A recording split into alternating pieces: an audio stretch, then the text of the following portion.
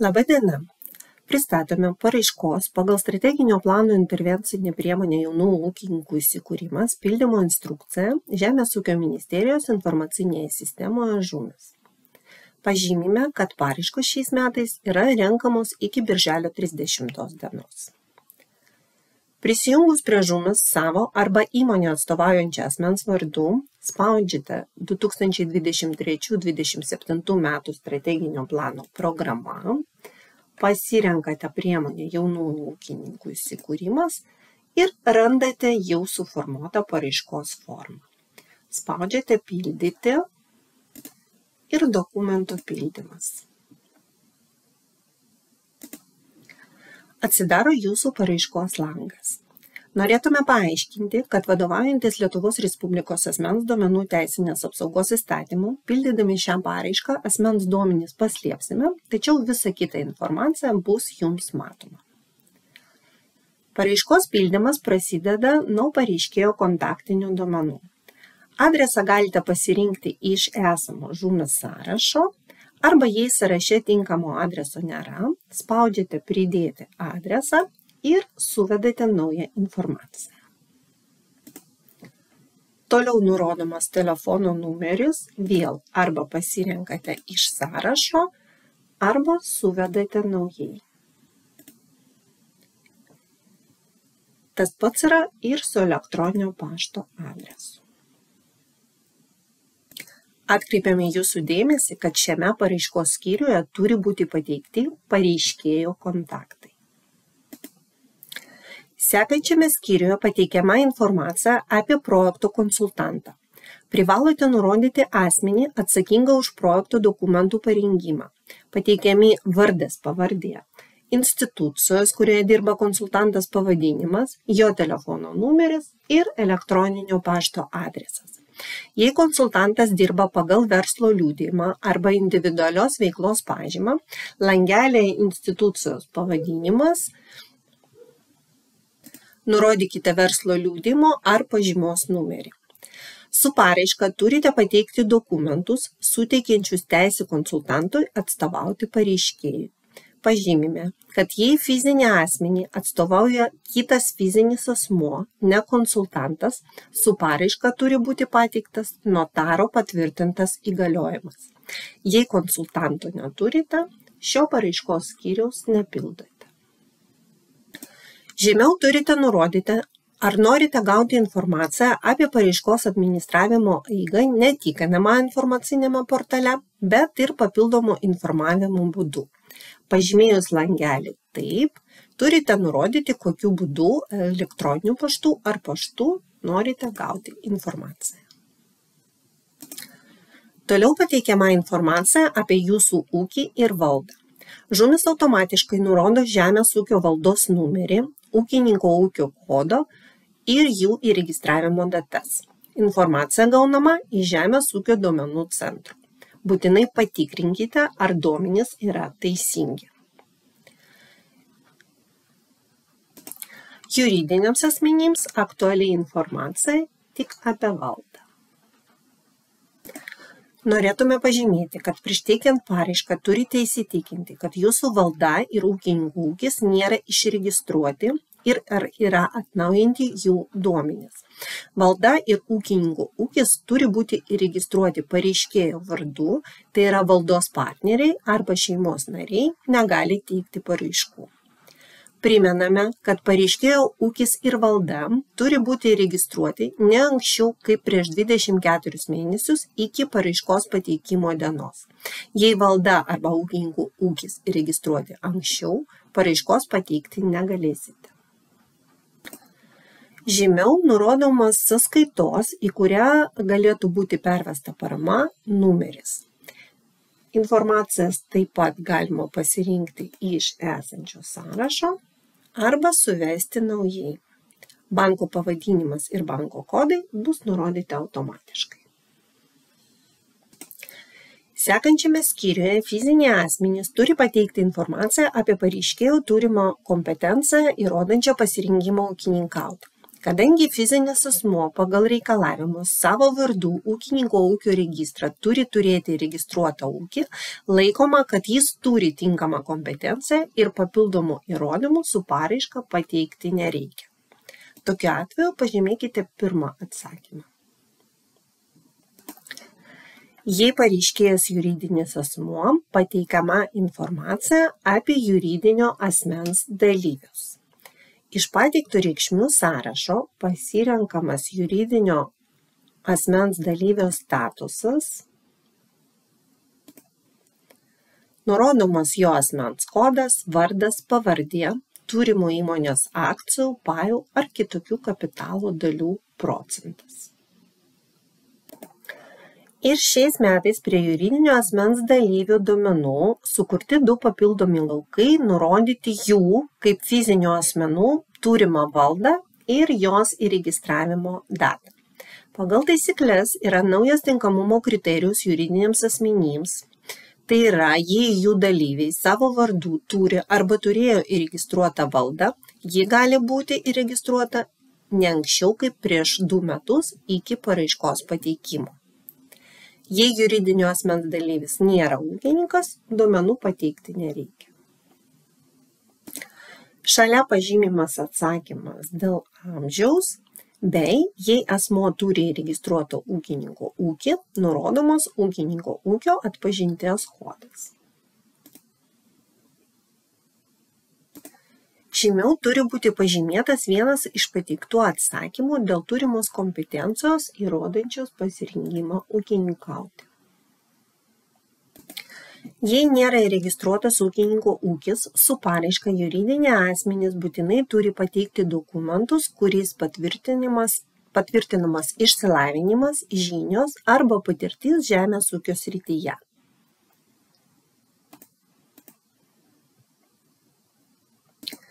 Jei įmonėje yra keli dalyviai, spaudžiate pridėti ir vėl pildote prašomą informaciją apie kitą asmenį. Išsaugote informaciją ir einate prie kito žingsnio. Tam, kad galėtumėte pereiti prie kito žingsnio, turi būti užpildyti visi privalomi laukai. Šiame skyriuje fizinis asmuo pateikia informaciją apie sutuoktinį, artimuosius giminaičius ir kitus su pareiškėju susijusius subjektus ir ryšį su jais. Privalome pateikti informaciją apie visus asmenis ir įmonės, net jei jie nevykdo žemės ūkio veiklos. Pirmą dalį, informaciją apie pareiškėjų sutuoktinį ir artimuosius giminaičius, pildo tik fiziniai asmenys. Pateikiama informacija apie sutuoktinį, nurodomas asmens kodas, vardas, pavardė. Kitame skyriuje nurodomi artimi giminaičiai. Prie artimų giminaičių priskiriami tėvai ir vaikai, seneliai ir vaikaičiai, broliai ir seserys. Pagal pateiktą reikšmių sąrašą pasirenkate reikiamą asmenį ir užpildote prašomą informaciją, asmens kodą, vardą, pavardę. Kadangi turite pateikti informaciją apie visus artimus giminaičius, spaudžiate pridėti ir pildote sekančią eilutę. Toliau nurodoma informacija apie kitus su pareiškėju susijusius objektus ir ryšį su jais. Šį dalį, pareiškėjo dalyvavimas kitų subjektų valdyme, pildo ir fiziniai, ir juridiniai asmenys, kai dalyvavimas kitų subjektų valdyme sudaro daugiau kaip 50%. Tai yra pareiškėjo turimo akcijų, pajaus arba turimo turtų dalis yra didesnė kaip 50%. Turite pažymėti taip arba ne, atsakant į klausimą, ar dalyvaujate kitų subjektų valdyme. Jei į klausimą atsakote ne, papildomos informacijos pateikti nereikia. Jei į klausimą atsakote taip, turite nurodyti įmonės pavadinimą, kodą ir jūsų turimų akcijų arba pajaus dalį procentais. Jei tokių įmonių yra kelios, spaudžiate pridėti ir pildote naują eilutę. Toliau turite atsakyti į klausimą, ar turite teisę skirti ir atšaukti daugumą kitos įmonės valdymo organų narių arba galimybę daryti lemiamą poveikį kitai įmoniai dėl sutarčių arba steigimo dokumentų nuostatų. Jei į klausimą atsakote taip, turite nurodyti įmonės pavadinimą, įmonės kodą. Ir tokiu atveju su paraiška turite pateikti atitinkamus dokumentus, pavyzdžiui, sutartis ar įgaliojimus. Nurodote, koks dokumentas bus pateiktas su paraiška. Jei tokių įmonių yra kelios, spaudžiate pridėti ir pildote naują eilutę. Žemiau nurodoma, ar esate sudarę sutartį su fiziniais arba juridiniais asmenimis dėl žaliavų teikimo arba parduodamos produkcijos, taip pat ar nuomojatės, naudojatės ar kitais pagrindais valdote patalpas, techniką, žemę ir tai suteikia jums teisę daryti lemiamą poveikį kitai įmoniai. Pažymėjus varnelį prie atitinkamo atsakymo, turite pateikti prašomą informaciją. Jei tai fizinis asmuo, vardą ir gimimo datą, jei juridinis asmuo, įmonės pavadinimą ir įmonės kodą. Sekantį skyrių subjektai dalyvaujantis pareiškėjo valdyme pildo tik juridiniai asmenys. Pradžioje turite atsakyti į klausimą, ar dalyvauja kiti subjektai jūsų, tai yra juridinio asmens valdyme. Jei į klausimą atsakote ne, papildomos informacijos pateikti nereikia. Jei į klausimą atsakote taip, turite pateikti prašomą informaciją. Jei tai fizinis asmuo, vardą ir gimimo datą, jei juridinis asmuo, įmonės pavadinimą ir kodą. Toliau analogiškai turite pateikti informaciją dėl fizinių ar juridinių asmenų galimybės daryti lemiamą poveikį jūsų įmoniai. Atsakant į klausimus dėl galimybės daryti poveikį įmoniai, dėl sutarčių sudarimo, dėl sudarytų sutarčių ir dėl turto nuomos. Sekančiame skyriuje turi būti pateikta informacija apie pareiškėjo atitiktį labai mažos arba vidutinės įmonės apibrėžimui. Būtina nurodyti darbuotojų dirbančių jūsų ūkyje skaičių, ūkio metinės pajamas ir ūkio turto vertę. Informacija teikiama vadovaujantis sodros bei buhalterinės apskaitos dokumentų duomenimis. Jei buhalteriją tvarkėte praėjusiais metais, nurodote praėjusių, tai yra 2024 metų informaciją. Jei buhalterinę apskaitą pradėjote tvarkyti tik prieš paraiškos pateikimą, nurodote einamųjų metų prognozuojamus skaičius. Tai yra, kiek įdarbinote arba planuojate įdarbinti darbuotojų, kokias 2025 metais planuojate ūkio pajamas, taip pat nurodote turimo ir planuojamo turėti turto vertę.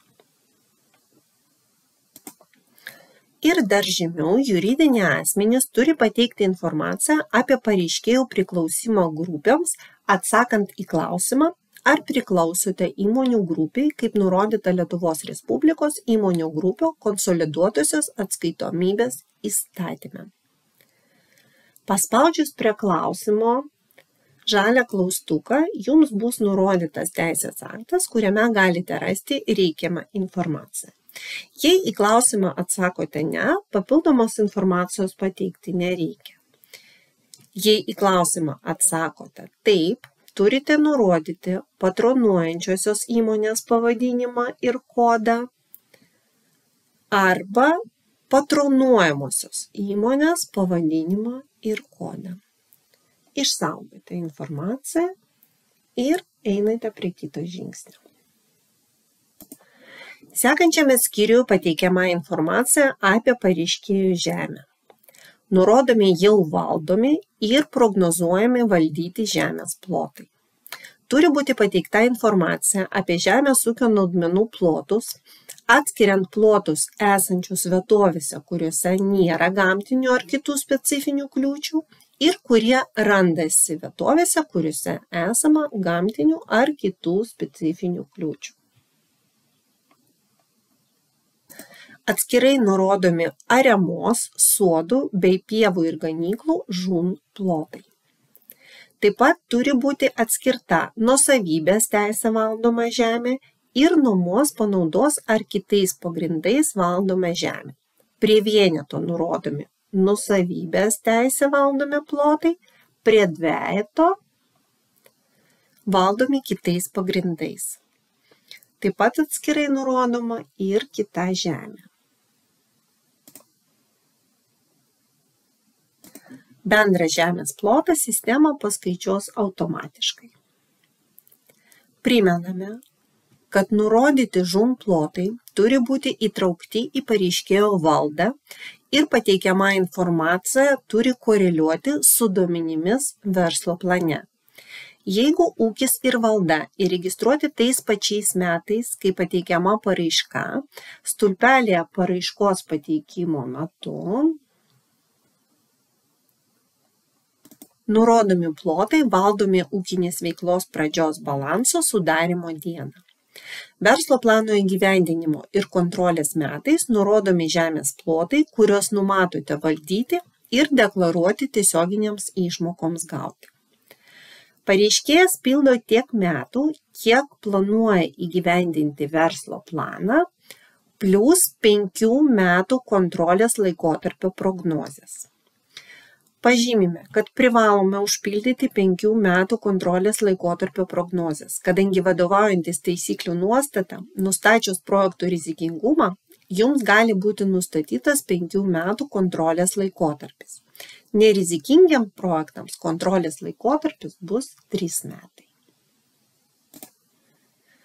Žemiau atskirai nurodomi nuosavybės teise valdomi žemės sklypų unikalūs numeriai, atskirai nuomos panaudos ar kitais pagrindais valdomų sklypų numeriai. Jei sklypų yra daugiau nei vienas, spaudžiate pridėti ir pildote naują eilutę. Išsaugote informaciją ir einate prie kito žingsnio. 4 skyriuje pateikiama informacija apie projektą, kuriam prašoma paramos.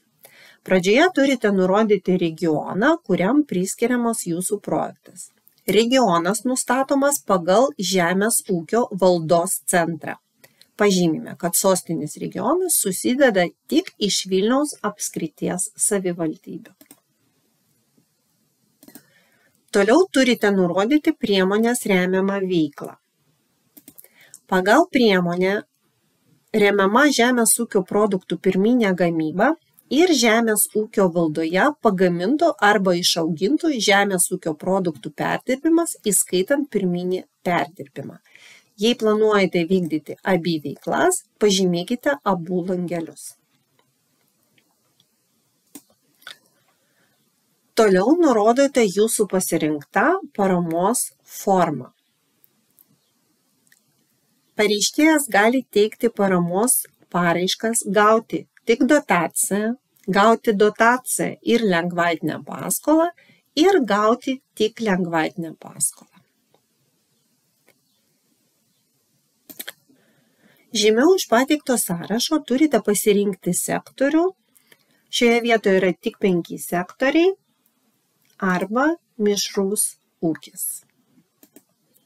Pasirenkant mišrų ūkį, patikslinimo lange nurodote, kokie sektoriai sudaro jūsų ūkį, pavyzdžiui, gyvulininkystė ir augalininkystė. Toliau pažymite langelį kitą ir konkretizuojate sektorių. Noriu atkreipti dėmesį, kad sektoriai ir pajamos iš jų, kurios numatysite verslo plane, bus vertinamos pagal pažymą, kuri yra žemės ūkio veiklos subjektų pajamų dalies gaunamas iš žemės ūkio veiklos įvertinimo metodikos 3 priede. Šiame priede yra įvardinti 9 sektoriai. Augalininkystė, sodininkystė, daržininkystė, ogininkystė, mėsinė galvijininkystė, pieninė galvijininkystė, kiaulininkystė, paukštininkystė ir kiti gyvulininkystės sektoriai. Atitinkamai langelėje kita žemės ūkio šaka nurodote, iš kokių pažymoje minimų sektorių numatote gauti pajamas. Žemiau langelė produkcija turite nurodyti, kokius konkrečius produktus gaminsite arba perdirbsite. Iš klasifikatoriaus pasirenkate, pavyzdžiui, planuojamas gaminti, auginti produktas ir langelė šalia nurodote produktą. Pavyzdžiui, pienas. Arba pasirenkate planuojamas gaminti pirminio perdirbimo produktas. Pasirenkate ir nurodote produktą. Jei vykdysite ir gamybos, ir perdirbimo veiklas, spaudžiate pridėti ir pasirenkate kitą veiklą. Pasirenkate veiklą ir nurodote produktą. Žemiau nurodote sugalvotą projekto pavadinimą ir projekto įgyvendinimo vietą. Vėlgi galima pasirinkti ir sąrašą arba pridėti naują adresą. Noriu atkreipti dėmesį, kad čia nurodomas adresas patikrai vietoje atlikti. Toliau pateikiamas projekto aprašymas. Paspaudus žalią klausimą matysite, kokia informacija turėtų būti pateikta. Informacija turi būti nurodyta prie kiekvieno punkto. Aprašyme galite numeruoti, kad vertintojams būtų aiškiau. Labai svarbu detaliai aprašyti visą planuojamą vykdyti technologinį procesą, gamybos, pirminio perdirbimo pagal pasirinktą sektorių. Ypatingai prašome aprašyti planuojamą vykdyti perdirbimo procesą. Nurodykite visą reikalingą įrangą ir turimą ir planuojamą turėti. Reikiamą infrastruktūrą, pavyzdžiui, kaip bus užtikrintas vandens, elektros tiekimas ir panašiai. Nurodykite reikalingus pastatus veiklai vykdyti sandėliavimui. Nurodykite, kaip pastatas atitiks valstybinės maisto ir veterinarijos tarnybos reikalavimus. Taip pat nurodykite visas reikalingas sąnaudas. Primename, kad visos sąnaudos turi būti įtrauktos į verslo planą. Šiame skyriuje turi būti pateikta visa aktuali ir svarbi jūsų projektų informacija. Kuo detalesnė ir tikslesnė informacija pateiksite, tuo mažiau klausimų gausite paraiškos vertinimo etape. Toliau nurodomi pareiškėjo įgalioto asmens duomenys. Tačiau norėtumėm priminti, kad fiziniai asmenys įgaliojimą veikti jo vardu kitam asmeniui gali suteikti tik iškilus force majeure aplinkybėms. Išsaugote informaciją ir einate prie kito žingsnio. Šiame skyriuje nurodoma informacija apie investicijas. Pradžioje nurodome bendrą projekto vertė, tai yra visų verslo plane numatytų investicijų kaina be PVM ir su PVM. Turi būti įskaičiuotos ir tos investicijos, kurioms dotacijos ar lengvatinės paskolos neprašote, tačiau jos yra įtrauktos į verslo planą, nes pavyzdžiui, už tų investicijų įsigijimo gavote atrankos balus. Toliau nurodoma mokėjimo prašymo pateikimo data.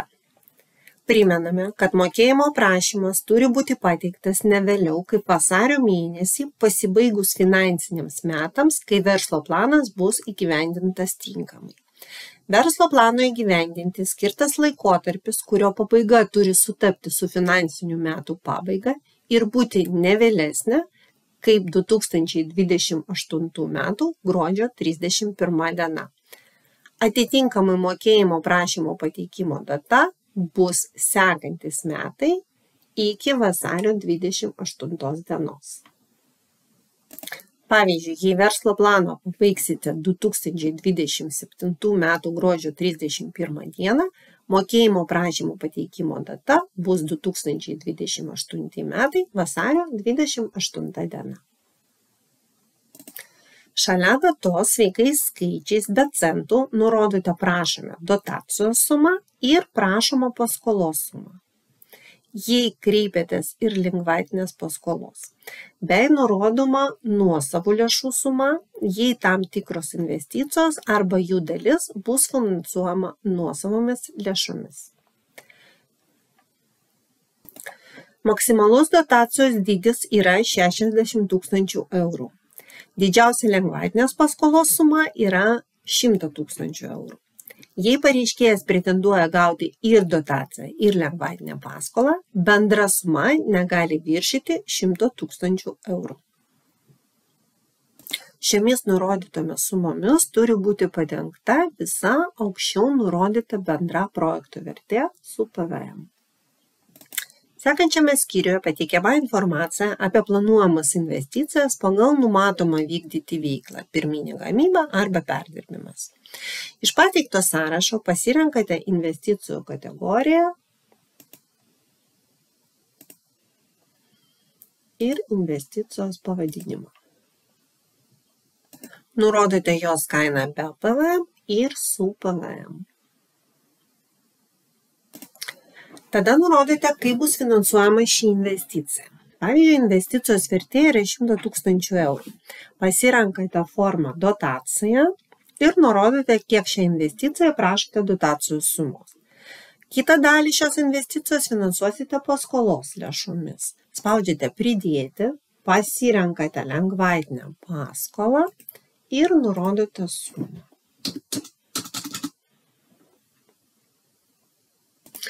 Jei investicija kainuoja brangiau ir dalį jos jūs apmokėsit iš nuosavų lėšų, tai vėlgi galite pasirinkti dar vieną eilutę ir nurodyti nuosavos lėšos ir nurodyti sumą. Bendroje sumoje turite gauti investicijos kainą su PVM. Pažymime, kad PVM suma gali būti kompensuojama tik ne PVM mokėtojams. Jeigu esate PVM mokėtojas, prašoma paramos suma turi būti nurodyta be PVM, o PVM suma prie nuosavų lėšų. Jei investicija bus finansuojama, pavyzdžiui, tik dotacijos pinigais arba tik nuosavais pinigais, nurodote tik vieną investicijos paramos formą. Lange patikslinimas nurodote papildomą informaciją susijusi su investicija, pavyzdžiui, jos pagrindinį parametrą, kiekį, gyvūnų veislę. Labai svarbu pateikti informaciją lange pagrindimas. Jūs turite nurodyti, kodėl numatyta investicija yra būtina ir kaip bus naudojama verslo plano įgyvendinimo metu. Taip pat kaip ji susijusi su remiama veikla ir kaip atitinka žemės ūkio technikos ir įrangos parametrų nustatymo metodikos rekomendacijas. Jei planuojate įsigyti keletą investicijų, spaudžiate pridėti ir pildote kitos investicijos informaciją. Atkreipkite dėmesį, kad atskirai yra nurodomos investicijos skirtos gamybos veiklai, atskirai perdirbimo arba pirminio perdirbimo veiklai. Jei pateiktų išlaidų sąraše nerandate jums reikiamos investicijos, pasirenkate kitą, o investicijos pavadinimą nurodote patikslinimo lange. Noriu atkreipti dėmesį, kad kategorijų sąraše atsirado nauja kategorija skaitmeninimo investicijos, už kurias suteikiami prioritetiniai atrankos balai. Ir pasirinkus šią kategoriją matysite investicijų, už kurias skiriami atrankos balai sąrašą.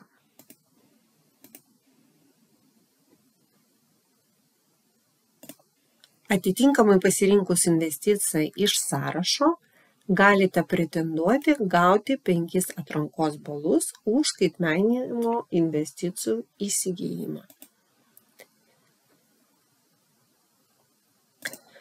Skyriaus gale sistema automatiškai suskaičiuoja bendrą projekto vertę, bendrą prašomą dotacijos ir lengvatinės paskolos sumą bei jūsų planuojamą investuoti nuosavų lėšų sumą. Išsaugote informaciją ir einate prie kito žingsnio. Šiame skyriuje pateikiama informacija apie verslo plano įgyvendinimą ir investicijų laikymo vietą. Nurodote investicijų laikymo vietos adresą žemės sklypo arba pastato unikalų numerį ir valdymo pagrindą. Valdymo pagrindas pasirenkamas iš reikšmių sąrašo. Priklausomai nuo jūsų vykdomos veiklos reikia nurodyti ne tik investicijų laikymo vietą, bet pavyzdžiui gyvulių laikymo bei ganymo vietą, produkcijos sandėliavimo vietą. Jei planuojate atlikti statybos ar remonto darbus, turite nurodyti remontuojamo pastato arba žemės sklypo, kuriame planuojamos statybos vietą. Jei turite nurodyti kelias vietas, spaudžiate pridėti ir pildote naują eilutę. Išsaugote informaciją ir einate prie kito žingsnio. 7 skyriuje nurodomi projekto finansavimo šaltiniai. Nurodote planuojamas gauti paramos lėšas. Šioje vietoje nurodoma tik pirmoji dotacijos dalis, tai yra 80% visos dotacijos sumos. Ir nurodote kitus finansavimo šaltinius. Tai gali būti pareiškėjo lėšos, planuojamos gauti iš veiklos ar iš tikslinių programų lėšos.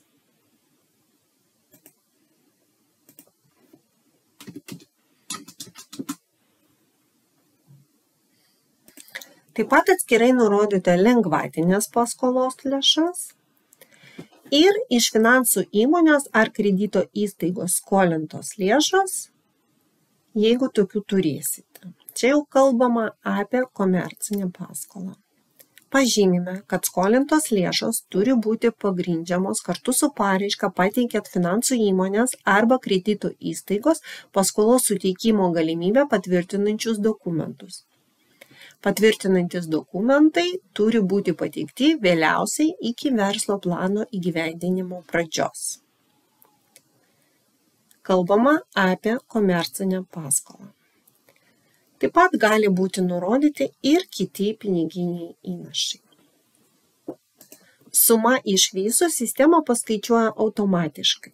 Norėtume atkreipti jūsų dėmesį, kad turi būti pagrįsta visa verslo plane numatyti investicijų kaina su PVM. Primename, kad lengvatinė paskola negali būti naudojama išankstiniam dotacijos finansavimui. Tai yra, jūs negalite naudoti paskolos pinigų, apmokėti investicijų dalies, kuriai skirta dotacija. Išsaugote informaciją ir einate prie kito žingsnio. 8 skyriuje nurodomi projekto priežiūros rodikliai. Dar kartą atkreipiame dėmesį, kad kadangi jūsų projektas gali būti priskirtas prie rizikingų, turite užpildyti 5 metų kontrolės laikotarpio prognozes. Pirmas rodiklis – pajamos iš žemės ūkio veiklos ir žemės ūkio valdoje pagaminto arba išauginto žemės ūkio produktų perdirbimo, įskaitant pirminį perdirbimą. Planuojant ūkio pajamų rodiklį, turite apskaičiuoti jį taip, kad jis atitiktų taisyklėse įtvirtintus įsipareigojimus, tokius kaip, kad pajamos iš veiklos nuo verslo plano įgyvendinimo pabaigos iki verslo plano kontrolės laikotarpio pabaigos per metus turi būti nemažesnis kaip 70% VET reikšmės. Kitas įsipareigojimas, kad fizinių asmenų pajamos per metus turi būti nemažesnis negu 12 paraiškos pateikimo metais galiojusių minimalių mėnesinių algų nustatytų Lietuvos Respublikos vyriausybės nutarime. Šiuo metu minimali mėnesinė alga yra 1038 eurai. Per metus tai sudaro 12 456 eurai. Ir naujas įsipareigojimas juridiniams asmenims, kad ūkio pajamos per metus turi būti nemažesnis kaip 50% visų subjekto veiklos pajamų. Sekančio rodiklio jaunų ūkininkų skaičių, tai skaitant pasiskirstimą pagal lytį, pildyti nereikia. Šiam rodikliui reikalingi duomenys bus paimti iš paraiškos 1 skyriaus. Kitas rodiklis – sukurtos darbo vietos. Turi būti sukurta ne mažiau kaip 1 darbo vieta, nurodomas tik naujai sukurtų darbo vietų skaičius. Sukurta darbo vieta – tai yra pilnas etatas. Iki projekto įgyvendinimo sukurtos darbo vietos neįtraukiamos. Kaip paramos gavėjas fizinis asmuo, darbo vietos sukūrimui prilyginamas jo įsikūrimas. Ir paskutinis rodiklis – valdos ekonominis dydis, tai yra VET rodiklis. Nurodote VET dydį paraiškos pateikimo dienai ir visais verslo plano ir kontrolės laikotarpio metais. Paraiškos pateikimo metu VET negali būti didesnis nei 70 000 eurų, o planuojamas VET turi būti ne mažesnis kaip 12 000 eurų ir nedidesnis kaip 70 000 eurų. Noriu atkreipti dėmesį, kad nuo 2025 metų sausio 1 dienos yra pakeistas VET apskaičiavimo tvarkos aprašas, atsirado naujas 7 priedas su naujais produkcijos rūšių įverčiais, kurie ir turi būti naudojami ruošiant verslo plano ir rodiklių prognozes. Atkreipiame dėmesį, kad rodiklių lentelėje pateikiama informacija turi koreliuoti su duomenimis, kurie bus pateikti jūsų verslo plane. Išsaugokite informaciją ir einate prie kito žingsnio. 9 skyriuje kitą informaciją jūs turite atsakyti į pateiktus klausimus susijusius su projektų tinkamumu gauti paramą, įsipareigojimas ir atrankos kriterijais. Į klausimus atsakoma taip, ne arba neaktualu. Nuo 15 punkto prasideda klausimai susiję su atrankos kriterijais. Turite atsakyti taip prie tų atrankos kriterijų, už kuriuos norite gauti atrankos balus ir tik tuo atveju, jei atitinkate ar atitiksite reikalavimus. Atkreipiame dėmesį, kad atsakant atrankos kriterijų klausimus, turėsite pateikti papildomą informaciją, kuri reikalinga pagrįsti jūsų paraiškos atitiktį gauti atrankos balus.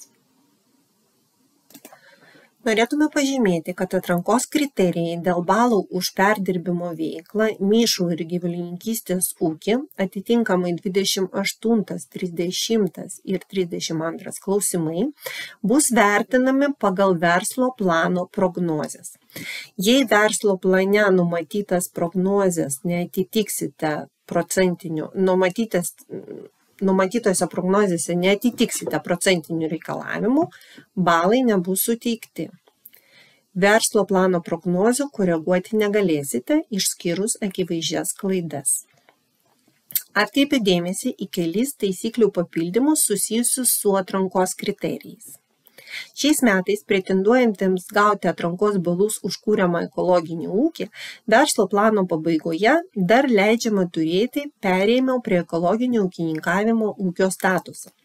Tačiau perėjimo prie ekologinio ūkininkavimo laikotarpis turi pasibaigti iki verslo plano kontrolės laikotarpio pabaigos. Taip pat patikslintas atrankos kriterijus dėl balų už perdirbimo veiklą. Balai nesuteikiami, jei perkamos perdirbimo, įskaitant pirminį perdirbimo paslaugos arba darbai. Norint gauti balus, veikla turi būti vykdoma savo ūkyje. Užpildžius visus atsakymus, išsaugokite informaciją ir einate prie kito žingsnio. Šiame skyriuje jūs turite pridėti prie paraiškos užpildytus ir nuskenuotus papildomus dokumentus, nurodyti jų lapų skaičių ir jei reikia pateikti pastabas. Teikiamų dokumentų sąrašas jums nurodytas. Privalomi pateikti dokumentai tai verslo planas ir finansinės atskaitomybės dokumentai. Verslo plano formą galite rasti žumis pradinėme puslapyje prie priemonės aprašymo arba NMA tinklapyje. Kiti dokumentai pateikiami atsižvelgiant į jų reikalingumą ir aktualumą jūsų projektui ir paraiškos vertinimui. Nepamirškite, kad visi dokumentai turi būti pasirašyti. Pažymime, kad jūs galite pateikti ir kitus nenurodytus sąraše dokumentus, kurie yra svarbus paraiškos vertinimui. Reikiamas sutartis, planuojant statybos darbus arba saulės elektrinės pajungimą, sąmatas, brėžinius, leidimus, apskaičiavimus ir kitus jūsų nuomonę reikalingus dokumentus. Išsaugokite informaciją ir einate prie kito žingsnio. Šiame skyriuje yra pateikiama pareiškėjo deklaracija, su kuria jūs turite susipažinti ir patvirtinti, kad duomenys yra teisingi ir kad prisiimate įvardintus įsipareigojimus. išsaugotą informaciją ir einate prie kito žingsnio. Paskutinėme žingsnėje turite peržiūrėti visos paraiškos užpildytą informaciją, ar nieko nepraleidote, ar visi reikalingi duomenys pateikti ir yra teisingi. Tada išsaugote informaciją ir spaudžiate pateikti paraišką. Prieš pateikiant paraišką turite įsitikinti, kad paraiška ir verslo planas užpildyti korektiškai, pateikta visa reikalinga informacija, realios ir pagrįstos verslo plano prognozės. Turite atnaujinti registrų duomenis, patikrinti, ar pasirašytos reikiamos sutartys ir ar jos užregistruotos registruose. Dėkojame už dėmesį.